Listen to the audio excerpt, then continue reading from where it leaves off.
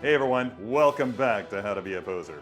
Today we're going to be infiltrating the palace of the notorious gangster Jabba the Hutt. To do that, we'll need the help of the Lando Calrissian Skiff Guard version 6-scale figure by Sideshow.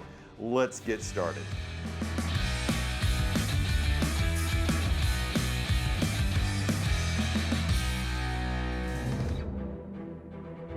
Alright, here he is, the Lando Calrissian Skiff Guard version 6-scale figure by Sideshow. Still in his box exactly the way that he's going to come to you. Comes with a lot of cool stuff. A nice assortment of hands. He's got a vibro staff. He's got a sidearm, a really slick disguise, and 2 alternating portraits. Can't wait to see what I can do with this awesome new figure, so let's get rolling. Alright, here he is. The Lando Calrissian Skiff Guard version 6-scale figure is my favorite look for this guy. I have been waiting for so long to have this in my collection. It looks so sci-fi. It's like something out of John Carter or Flash Gordon or something like that. It's just really beautiful. Standing there on its own looks good, but I think we can do better, and that's what this show is all about. So I'm going to bring into play both weapons, because one has to be dressed in the holster, and I'm just going to go ahead and take care of that right now. You can see here that nice little leatherette holster hanging down there by his side. Just slide that thing in there and you've completed the look. As I mentioned in the intro, where he's going to be helping us sneak into the Palace of Jabba the Hutt. Not just through subterfuge, but in this case, combat. So I'm imagining that he's been found out and he's going to be doing combat with somebody stealthily, not pulling out his blaster and creating a lot of noise, but just kind of telling a story in which somebody figured out who he is, somebody recognized him from his days as a scoundrel, and he has to subdue them really quickly. Now that I've got this hand in where I need it to be, I'm just going to go ahead and bring it up because he's going to be in kind of a combat ready stance initially before I actually start to go to town on the joint manipulation here. You'll notice that with the first hand, I put the pike into his hand while it was still off the figure, and then I put the hand into the wrist. So that just gives you a little bit more play, a little bit more freedom to decide how the pike is going to go in the hand.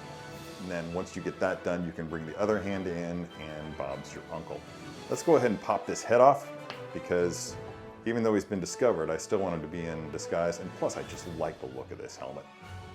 Which, by the way, if you didn't notice, we got to see in the Solo film. If you haven't seen that film, I highly recommend it. It's a lot of fun. Pretty good thrill ride. Now, my thought on this is that he should be doing like a cross-body block, like somebody has swung a similar weapon at him, and he's bringing this weapon up to block it, and maybe even getting ready to go with a follow-through attack of his own, which obviously he's got to do. He's got to win this battle. He's got people to save. So let's go ahead and twist this torso to his left, and then just bring both these arms up. There we go. That's what I was after. So I'm going to straighten this arm out more because he's really going to be pushing that thing out there.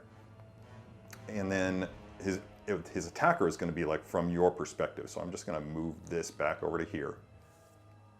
Okay, good. I'm just going to check the costume, make sure everything's going the way that I want it to. Now, it looks pretty plain the way that we've got it now, just with his torso being like twisted. So we've got to bring the rest of his body into a position that makes it look like he's in combat. So let's spread those legs pretty wide, and this figure will do that. I'm going to bend his right leg ever so slightly, but then bring it back. And look how flexible, how much range of motion you have in those ankles. That's really cool.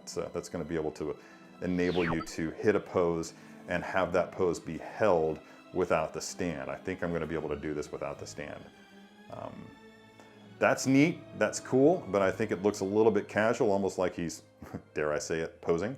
So I'm just going to bring this out a little bit more, and then exaggerate that twist just a touch more, and then bring that head up to compensate. Business face, looking right over his shoulder. Let me just rotate this so that I can get a good idea of what's going on. I wonder if this would benefit from just bending this arm back a touch. Yeah. So let's also raise this one up a bit more. Just gonna double check this costume. These straps are really cool, really delicate. Let's drop that back down.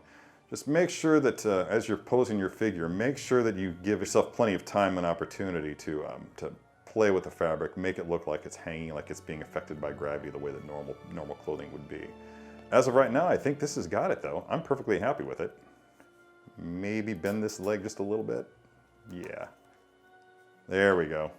That's got it. You see how just that additional bend to the leg just gave it that much more of a dynamic appearance.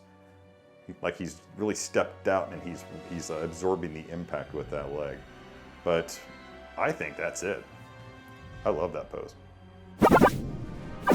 The evolution of Lando Calrissian's character is perhaps my favorite in the whole trilogy. Even more so given the fact that it only took him 2 movies to do it in.